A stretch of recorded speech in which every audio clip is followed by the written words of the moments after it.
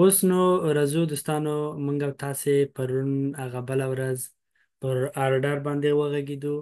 پرایسینګ او انوینټري دغه درسونه خلاص شوي دي. اوس راځو اډورټایزینګ دپاره یو مشخص کلاس اخلو، د نه فعلا دپاره تیریږو. سټور ته راځو. سټور کې هغه کسان دغه سټور جوړولی شي کوم چا چې برانډ رجستر کړی. مثلا ما دغه 2 هفتې مخکې چې برانډ رجستر کړو، امازون کې مې اپروال هم واخیستو.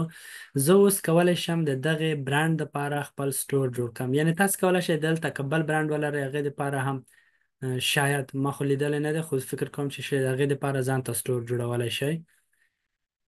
your brands want to build stores. او stores دغه ده، کولی شي مختلف سټورونه خلاص کړئ. هر برانډ لپاره علیحده علیحده سټور خلاصولی شئ. ښه، دلته راځئ کلیک کوئ.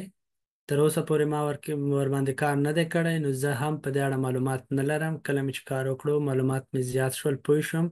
اما دغومره پوهېږم چې دلته مثلا سیکشنونه اډ کېږي، پروډکټونه اډ کېږي او کټ مټ به بیا دغسې وي لکه دغه سټور. زه تاسو ته د سټور یو نمونه خلاصه کړم.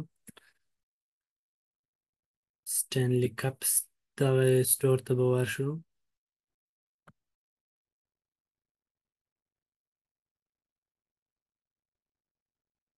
د سټور خوبي دا ده چې که یو کسټمر د تا سټور ته راغی، د تا په سټور کې مختلف پروډکټونه موجود وو، نو چانس یې دې شته دی چې د تا د سټور څخه څو مختلف پروډکټونه کسټمر واخلي. یعنې هلته ته بیا کمپیټیټر هم نه لري، بل څوک د بل چا پروډکټ هم نه وي موجود، فقط ستا پروډکټ موجود وي. وګورئ دلته لیکلي وي ویزټ سټینلي سټور. په دې باندې کسټمر راځي، کلیک کوي، مستقیم دغسې یو سټور ته راځي. ته هم کولی شې دغسې ډیزاین کړې، او په هغه صورت کې چې تا برانډ رجسټر وي.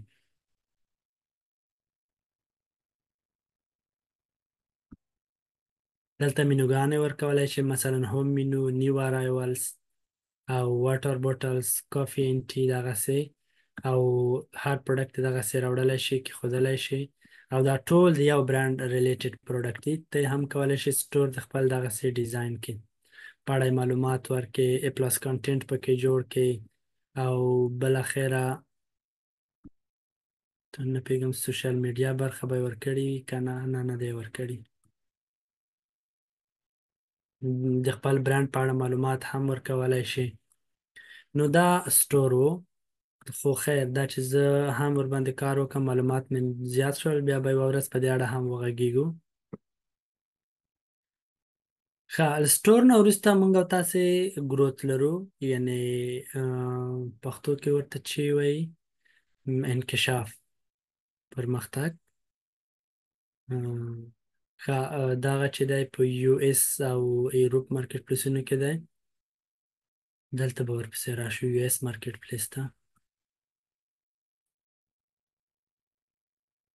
او بله خبره دا دوستانو چې که تاسې په رښتیا هم غواړئ د امازون ټولو مینوګانو باندې یا د امازون اړوند په هره موضوع باندې ځان پوه کړئ، چټ جي پي ټي تر ټولو بهترین او اسانترین استاد دی. مثلا که زه دغه د ګروت په اړه دغه مسله باندې پوه نه شم، څه شو ګروت، او دلته مارکیټ پروډکټ ګایډنس، په دې باندې مثلا سر خلاص نه شو چې د دې مقصد څه شی دی. زه دا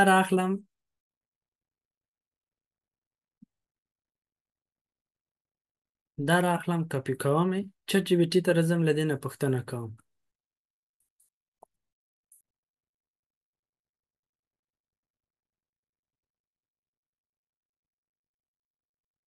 Hey bro, what's going on? What is marketplace product guidance on Amazon seller؟ دې نه پوښتنه کوم. تاسو ته یې ښه په واضح ډول درته تشریح کوي چې دا د امازون د سیلر سنټرل یو ټولز دی چې د پروډکټ د اپورچونټیانو د پیدا کېدو لپاره او د اپټیمایزیشن لپاره ترې استفاده کولی شو. په دې کې مونږ ته پروډکټ ریکمنډیشن هم کوي چې کوم پروډکټ It provides recommendations for new products to add on your catalog.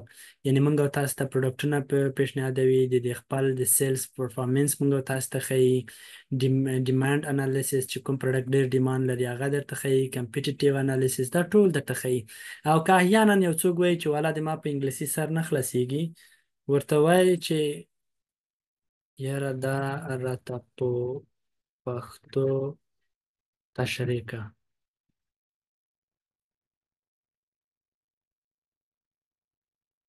دا ټول شیان ښه په واضح ډول په پښتو درته تشریح کوي یعنی فکر نه کوم په دې سبا عصر کې چې څوک ای آی ته لاسرسی ای آی ته نه څوک چې موبایل ته لاسرسی ولري استاد ته اړتیا ولري یا راهنما ته اړتیا ولري هره برخه کې اوس ای آی دومره پرمختګ کړی دی چې د تا د استاد د تا د راهنما ځای نیولی شي نو پروډکټ مارکیټ پلیس پروډکټ ګایډنس چې دی هغه هم لکه څه ډول چې چټ جی پی ټي ویلې تا ته د دې پروډکټ د اپورچونیټیانو په اړه معلومات درکوي د تا د تا ته ښیي چې د تا پروډکټ په نور مارکیټ پلیسونو کې څه ډول ډیماند لري دلته ډیټا ټوله موجوده ده متاسفانه اوس فعلا دپاره کومه ډیټا چې د ما په کار ده هغه نشته ده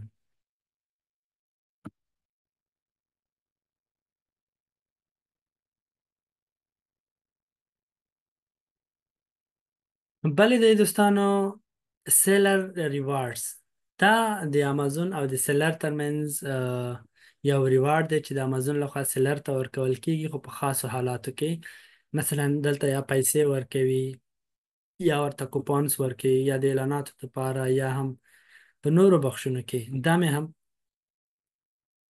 لږ مخکې د سیلر د چټ جی پي ټي نه هم پوښتنه کړې وه چې what is هغه چټ جی پي ټي ډېر واضح راته ښودلی و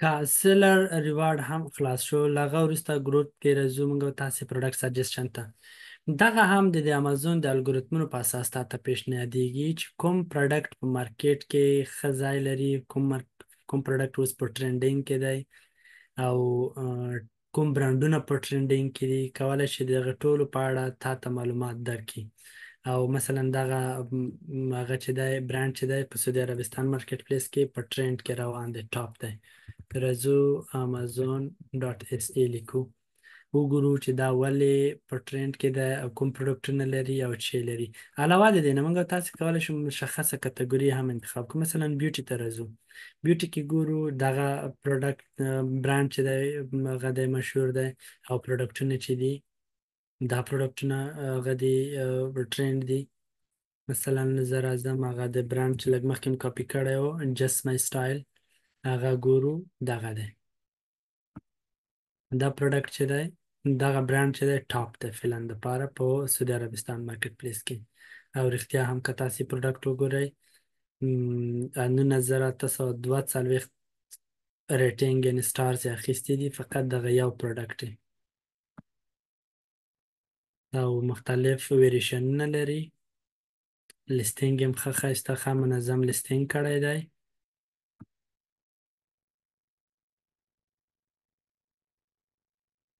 او پازیټیو ریویو هم لري دا مونږ ته امازون خپله پیشنهاد کړو چې مونږ او تاسې دلته ترې استفاده کولی شو مثلا راځو بله کټګوري انتخابوو ټایس کټګوري دا هم پروډکټونه دي چې اوس وخت کې په ټرینډ کې دي مثلا په دې باندې کلیک کوو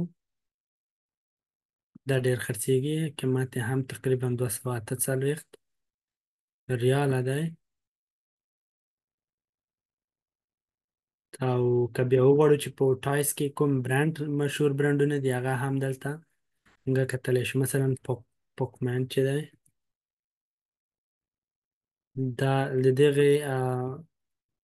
د دغه برانډ لخوا ما هم یو وارنینګ اخیستی و نه پوهېدمه اولو وختونو کې چې دا برانډ دا پروډکټ دوی مربوط کیږي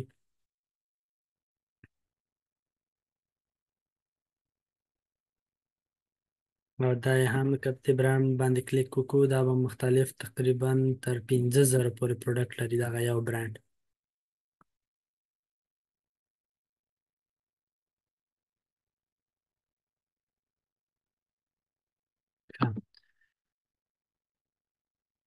نو بل چې دی اپورچونیټي ایکسپلورر، دلته هم کټ مټ لکه دغه نورې مینوګانې تا ته د پروډکټ اړوند معلومات درکوي چې کوم پروډکټ څومره خرڅیږي، رنکینګ یې څومره دی، نرخ یې څومره دی، څو یونټه خرڅیږي. حتی هغه دلته هم کولی شي خپل نیش بدل کړي، هغه بدل کړي، کټګوري بدله کړي. د اکثره ملګري پوښتنه کوي چې لکه لږ مخکې چې پوښتنه وشوله چې د اماراتو مارکیټ پلیس لپاره یا د سعودي عربستان مارکیټ پلیس لپاره د پروډکټونو د پیدا کول لپاره زه له کومو ټولز څخه استفاده وکړم. یعنی خپل امازون داخل کې هم سیستمونه شته دي، ټولز شته دي چې ته کولی شي د هغې نه استفاده وکړې. هره کټګوري چې وغواړې دلته سرچ کې، او که ته غوښتل د مشخص یا د کیورډ په واسطه یې هم مثلا هیر آیل، یعنی هغه څوک چې جنگل سکاوټ اخیستل ورته یو څه سخت تمامیږي، هغه کولی شي له دغه ټولز څخه استفاده وکړي. دلته کلیک ورته ښیي، ټوټل کوم هغه چې دي سرچ والیومونه چې دي هغه ورته ښیي، گروت پرسنټیج ورته ښیي، هر څه دلته واضح ورته ښودلي او کولی شي ډاونلوډ یې هم کړي. مثلا اکسل فایل په قسم ډاونلوډ کړي او بیرته بیا خپل کوم د اکسل مهارتونه چې زده دي هغه پر استفاده کړي او ډیټا تحلیل کړي. ډیټا ښه. له هغه وروسته بیا راځو موږ ریپورټس برخې ته دوستانو. په وخت شته دی او کولی شي په دې اړه هم وغږیږو. دلته دوستانو په دې ټولو کې موږ او تاسې کولی شو د خپل امازون اړوند راپورونه وګورو. ریټرن راپورټ هم کتلی شو، د اعلاناتو راپور هم کتلی شي، د کسټم راپورټ هم کتلی شو، کومه انوینټري چې موږ لرو خرڅه کړې مو ده راځي یا پاتې ده د هغې راپورونه هم کتلی شو. سیلینګ کوچ هغه اول به دلته راشو. ښه، په دې کې نه پوهېږم څه ستونزه ده، خو کولی شو مونږه د دې خپل پروډکټ اړوند چې څومره یونټه خرڅ شوي دي، څومره پاتې دي، او څومره کلیکس ورباندې راغلي، څومره امپریشن اخیستي دي، هغه ټول دلته کتلی شو. او پریفرنس کې خو موږ تاسې د خپل خوښې مطابق دغه هغه جوړولی شو چې د برانډ په واسطه یې موډیفای کړو دغه ډیټا، او که بدون د برانډ نه هر ډول چې موږ تاسې لازمه وغواړو هماغسې تنظیمولی شو. دلته یې نوم ورکولی شو چې د همدغې برانډ ډاټا موږ ته دلته هغه کم راوړه او د هغوی ریکمنډیشن نه موږ ته موډیفای کړه.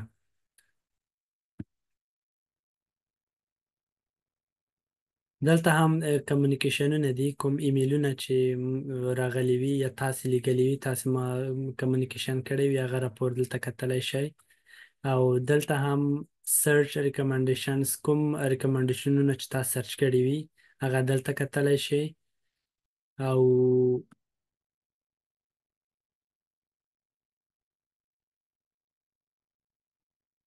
بزنس راپور کې دوستانو تاسې بیا د خپل د پروډکټونو اړوند ټول معلومات چې مثلا په که غواړئ فقط د اف بی ای وګورئ هم کولی شئ اپلای کړئ دلته، چې تا ته مثلا په 1 تاریخ باندې څومره آرډر راغلي، څو یونټه دې خرڅ شوي دي.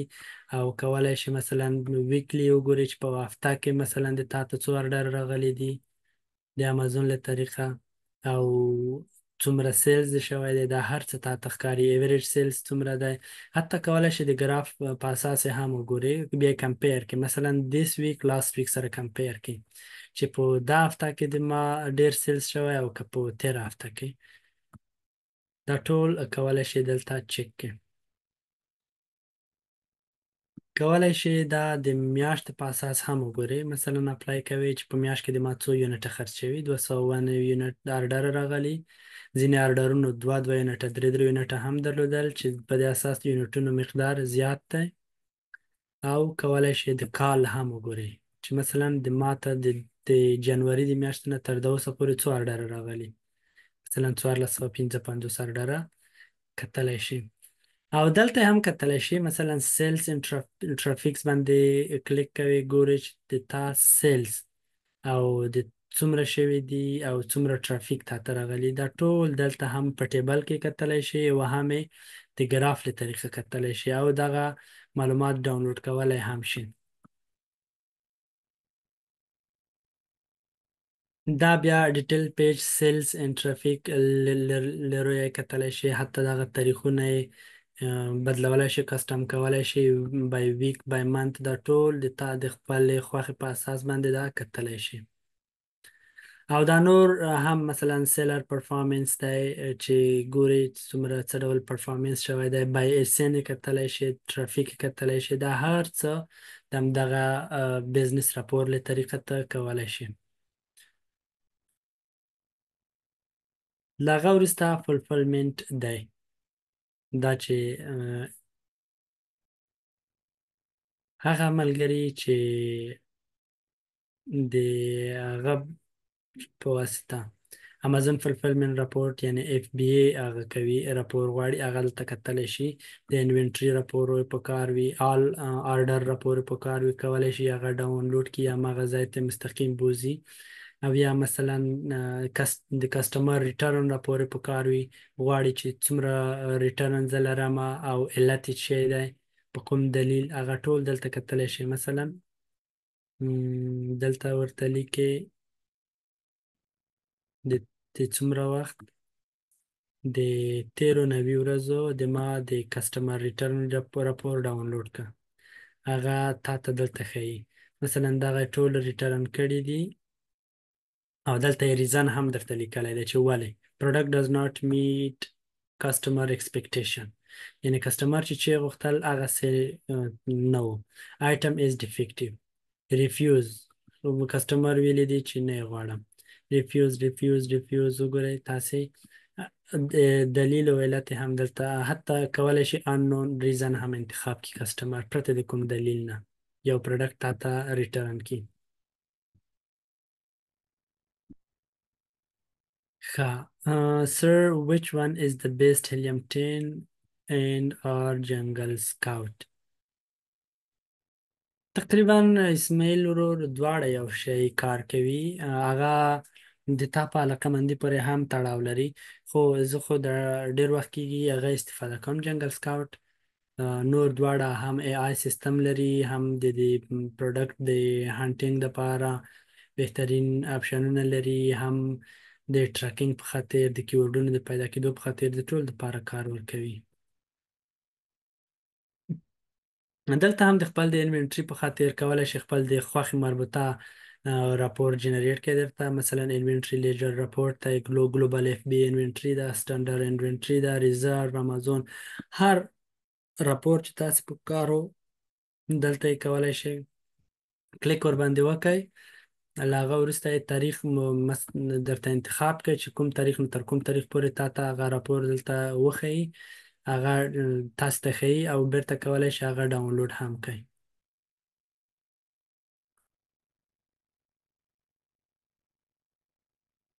بل چې دی د اعلاناتو راپور دی، په دې اړه باندې به موږ او تاسې لکه څه ډول چې مخکې ویلې چې علیحده کلاس اخلو، په دې اړه بیا غږیږو انشاءالله.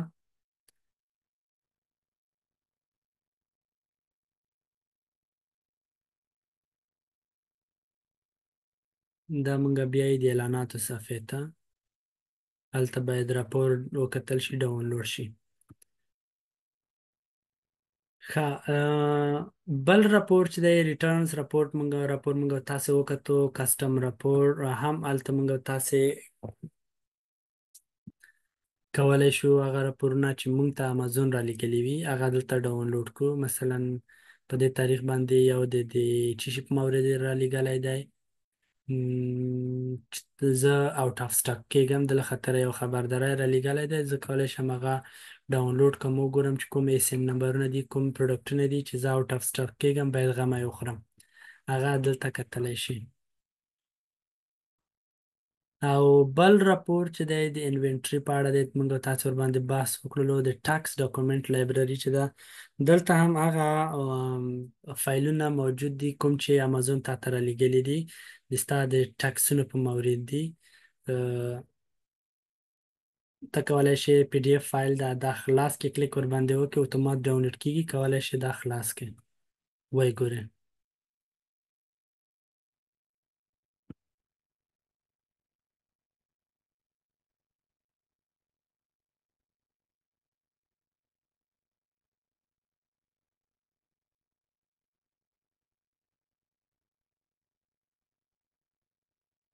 بل هم منیج ټاکسس دی چې موږ څه ډول کولی شو دغه ټکسونه چې دي منیج کړو.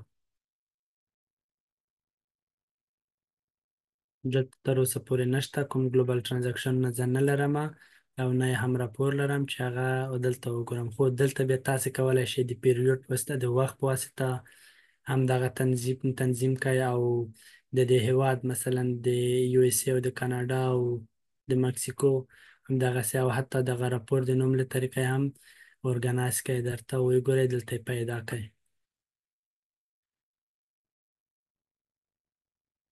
او بل چې دی اس کیو اکنامکس راپور. دغه مینوګانې دوستانو په ځینو سلر صفو کې یو ډول وي، شاید یو شی نه وي، په ځینو کې کمی او زیاتی ولري، خو هغه هم د کومه تشویش خبره نه ده که کوم فیچر کوم اپشن تاسو دپاره موجود نه و، کولی شئ امازون سره تماس ونیسئ، هغوی تاسو ته بیا ښیي. دلته هم د سیلز په واسطه تاسې او د سټوریج فیس په واسطه باندې کولی شئ خپل راپورونه مو تنظیم کړئ، ویې ګورئ د قیمت له اړخه او د کاست او د فیسونو د دې له طریقه تاسې تنظیم کړئ. او یو څو دقیقې وخت شته، دغه پیمنټ باندې به هم وغږیږو، بیا به موږ او تاسې پوښتنو ته لاړ شو، دغه پاتې مینوګانې بیا بل کلاس کې تشریح کوو. دلته د پیمنټ برخې ته راځو. هغه پیمنټونه، هغه پیسې چې د تا او د امازون ترمنځ ښکته پورته کېږي، هغه دلته ښکاري دوستانو. دلته سټیټمنټ ویو کې تا ته ټوټل بیلانس ښکاري، مثلا 3000 ریال. دلته هغه بیلانس چې د ما او د امازون ترمنځ پاتې دی او امازون به یې ما ته رالیږي. په کوم تاریخ به یې ما ته رالیږي؟ پر 8 اګست په 8 تاریخ باندې به دا ما ته رالیږي.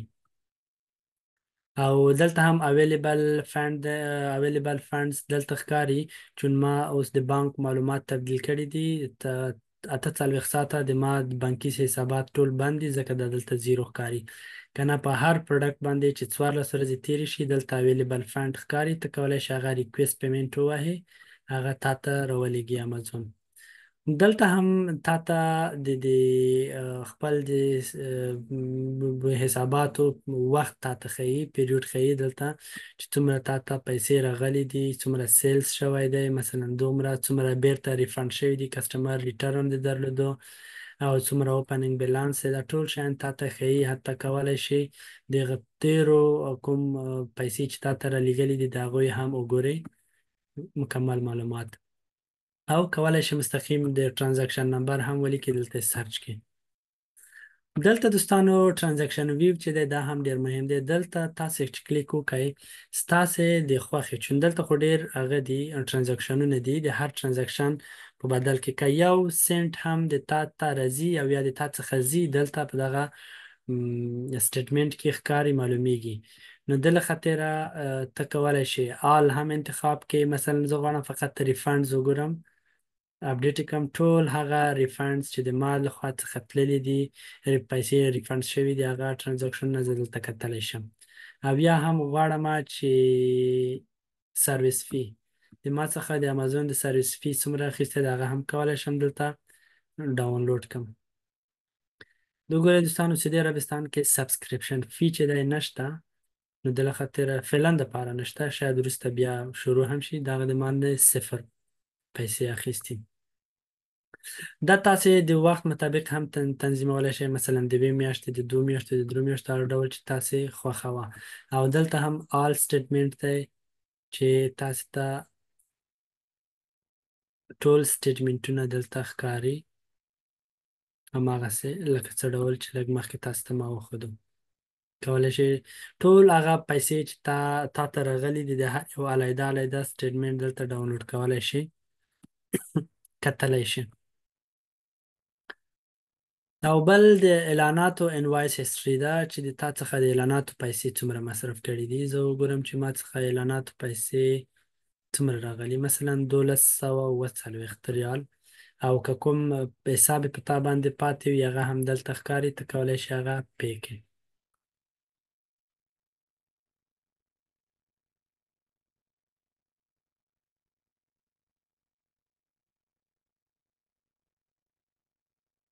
د پیمنٹ په برخه کې یو بله خبره مهمه خبره پاتې ده، نور به بیا راشو ستاسو پوښتنو ته.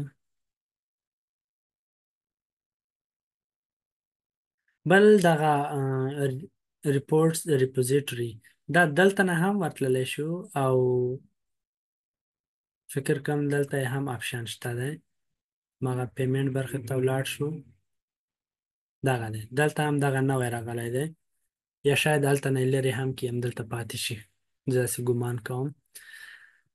دلته ته کولی شې وګورې چې ما ته څومره پیسې راغلي دي، څومره امازون ته تللي دي، سمري کتلی شې. مثلا زه به په د یوې میاشتې تاسو ته وښیم چې حتی کولی شئ د ټول کال د ټول څومره امازون ته مخکې وړی دی د ټول وګورئ. خو دغه د یوې میاشتې هم د سبا پورې وخت نیسي. زه دغه یو به خلاص کړم، دغه تیار ډاونلوډ دی، دا به تاسو ته وښیم. زه LLC لرم، خو څنګه کولی شم ITI نمبر ترلاسه کړم. تا مقصد که EI نمبر وي هغې ته به اپلای کوئ. دلته تاسې دوستانو کولی شئ وګورئ چې تا ته څومره پیسې راغلي دي جمله. تا څخه امازون څومره اخیستې دي د یوې میاشتې، د دوه میاشتو، حتی د کال، او د امازون څومره چې تا بزنس مخکې وړی د هغې حساب ته وګورئ. مثلا دا 43,000 ریال راغلي دي، په دې کې د ما اکاونټ ته 24,000 ترانسفر شوي دي، او 18,000 هم اکسپنس کې راغلي دي، چې دلته بیا د اعلاناتو اکسپنس هم راځي. مثلا کاست اف اډورټایزینګ 2,988. ټول مصارف د دلته کتلی شي، مصارف، انکم، هر څه. نو دا و موږ د نن ورځې درس. که تاسې اوس کومه پوښتنه لرئ کولی شئ لاس مو پورته کړئ تر څو پوښتنې مو جواب شي. فرید خانه سلامونه. سلامونه سروان صاحب، هیله ده چې ښه اوسئ. سروان صاحب یو پوښتنه مې لرله، دا نن سهار ورسره مخامخ شوم، یو دوه پوښتنو سره معلوم مخکې م داسې پلټنه وکړم چې ستاسو نظر په دې هکله ولرم، ښه به وي. لومړی سروان صاحب که دغه د پیټنټ په باره کې لږ معلومات راکړئ. اوس مثلا موږ یو پروډکټ خوښ کړ د MPL لپاره، نو د MPL لپاره هغه کې موږ د خاص کسټمایزیشن مو نه کوو، یا ځینې کسټمایزیشن وکړو خو هغه ډیزاین هغه کې د خاص تغییر رانیسي، په دې باندې بیا د پیټنټ کلایم شي راتلی شي او که نه؟ د هغو پروډکټونو لپاره چې ته غواړې چې پرایویټ لیبل وکړې، بهتره خبره دا ده چې پیټنټ پوښتنه یې وشي. پیټنټ لپاره مختلفې لارې نورې هم شته دي، خو کولی شي د هماغه سپلایر نه هم پوښتنه وکړي چې زه غواړم دغه پروډکټ لانچ کم، پیټنټ کې کومه ستونزه نه لري، چون سپلایر په دې اړه مخکې له مخکې پوهېږي، پوښتنه معلومات لري، او حتی درته وایي هم. بله لاره دا هم ده چې ته د فیور کې یو نفر استخدام کې، هغوی تا ته ګوري چې تا پیټنټ رجسټر دی که نه دی. خو تقریبا زه چې څومره فکر کوم، شاید غلط هم اوسېږم، تر 80-80% پورې پروډکټونه چې دي چانس یې دی شته چې پیټنټ نه وي.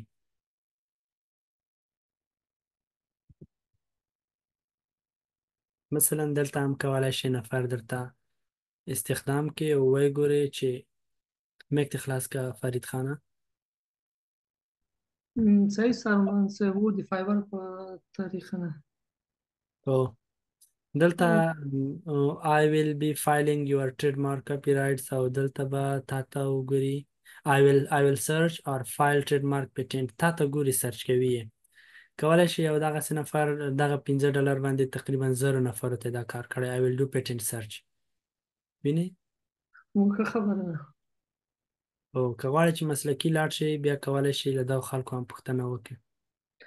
او دغه دوه پوښتنه سروان صاحب د دغه په باره کې و مونږ مثلا مونږ یو جنس خوښ ک سپلایر ته وایي چې دغه مونږ ته هغه سره توافق وکړي 1500 عدد یا 1000 عدد دا مونږ ته پروډوس کی مثلا هغه خو مونږ ځکه لیستینګ په وخت کې کوي سو کله چې مونږ پروډکټ عکسونه او شیان ولرو ډیزاین او پیکیج یو څه بل څه نو ځکه په موږ کې موږ جی ټی آی ایگزامشن ته ما اپلای کوي سو نو پښتنه دا د کچیر مثلا موږ یو دفعه دغه پروډکټونه په ډیر مقدار سره تولید کوو دلته جی ټی آی ایگزامشن وانه سیخ سو په کوم برانډ باندې سیمږه غواړو نو دا کوم مشکل نه جوړي یا دا سی اول موږ جی ټی آی ایگزامشن ته اپلای کوو پوسې چې دغه برانډ کې یا په دغه کې مشکل نشته پس لغه خپل سپلایر ته وایي په دغه تولید کې یا کول اول سپلایر ته وایي یو څو کم مقدار باندې خپل دغه پروډکټ هم چې خوښ کړی هغه تولیدو پس لغه نه دې اقدام کوو دغه پروسه باندې لږ زره تفصیلات ورکړي.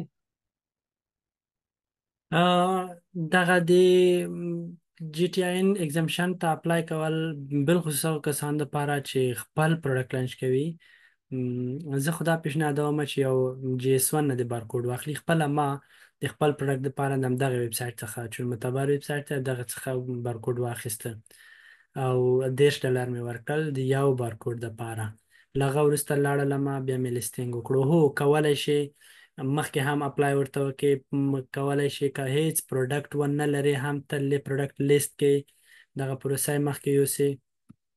زه تا ته وښیم دلته ما غوښتل چې یو پروډکټ د هغه دپاره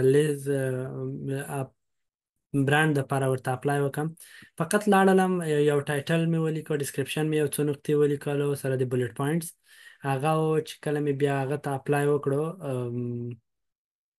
د برانډ په خاطر چون د ما څخه ایسن نمبر په کار وایي ستونزه نه وه او اوس مې هم یو پروډکټ لپاره مې برکوډونه لیږلي دي هغه ته سپلایر ته هغه پروډکټ چې ما لیست کړی دی اصلا هیڅ تکمیل نه دی تکمیل هم نه دی فقط یو هغه ځای مې نیولی دی ورته خو د هغه کسانو دپاره کېږي چې په ځان باندې حاکم وي اوس مثلا زه په خپل ځان باندې حاکم یم چې زه بیرته دغه ستونزې هوارولی شم مګر د نوي کس دپاره ښه ده چې سټیپ بای سټیپ ولاړ شي او لیستینګ هم وکړي له اوله هغه هم وکړي وګورئ دوستانو تاسې یعنې دغه لیستینګ ما فقط اوس رن واز ریموټ کنټرول ایرپلین مې لیکلی دی نه ډسکرپشن شته هیڅ شی نشته ده خو فقط دغه د خپل د برانډ نوم مې لیکلی دی برانډ په واسطه مې اپلای کړی مګر زه چون زه پوهیږم په ځان باندې حاکم یم چې وروسته زه دا ډسکرپشن ټایټل هم بدلولی شم عکسونه او بلټ پوینټس ټول شیان زه بدلولی شم هیڅ ستونزه نشته خو دا کار مو دې دپاره وکړو چې زه هغه سپلایر ته مې هغه واستوم هغه لیبلونه ترڅو د ما پروډکټ رسیږي امریکې ته یوه میاشت وخت نیسي سعودي عربستان ته یوه میاشت په جریان کې زه د خپل لیستینګ باندې مکمل کار کولی شم او هغه دا به هم آماده وي نو ته هم کولی شي اول هم لیست وکړې مشکل نشته که پروډکټ آماده شو له هغه وروسته هم کولی شي لیستینګ وکړې مشکل نشته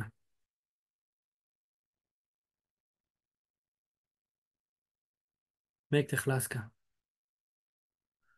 بس مننه سروان صاحب پوښتنې جواب اصلي معلومات مو واخیسته زه به سمه اقدام به وکړو هغه اخرنۍ موضوع تا ته معلومه وه هغه د جنګل سکاوټ په باره کې وه نو هیله جنرال کوم چې سکاوټ دپاره دغه مشکل حل شي ځکه همغه جنرال وخت سکاوټ دپاره هغه ملګري چې غواړي د جنرال سکاوټ پروفیشنل پلان واخلي زه به تاسو ته دلته هغه هم وښیم خو اکثره ملګري پوه دي پروفیشنل پلان باندې زه به زه هم تشریح ته به اړتیا نه وي یو کولی سټارټر دی یو او ضرورت موږ پکې شپږ نفري ګروپ جوړوو 3 نفره تیار آماده دي 3 نفر نور کمای ده که څوک غواړي نو ما سره تماس ونیسي زه به هماغه ګروپ کې سره یو ځای کړم پیسې به سره راټولې کړو تاسې به جنګل سکاوټ پلان به واخیستل شي درته هر نفر دپاره ځان ته یوزر جوړېږي شپږو کسانو دپاره کولی شي ترې د یو کال دپاره استفاده وکړئ انلیمیټډ نو که چا علاقه‌مندي درلودله ما سره تماس ونیسئ، زه به مو هماغه ګروپ کې ورسره یو ځای کړم. بس سروان سم ته په دې برخه کې هڅه وکړه دوستانو ملګرو سره دی وګوره او ګروپ کې پښتنو کې یا نورو اړخونو کې که چیرې دغه ګروپ زر تکمیل شي. سمه ده سمه ده، زه به ګروپ کې هم مسیج وکړم. مننه. ښه، بله پوښتنه شته؟ ښه سمه ده. کوم ملګری بله پوښتنه لري مهرباني کنه کلاس پای ته رسوو.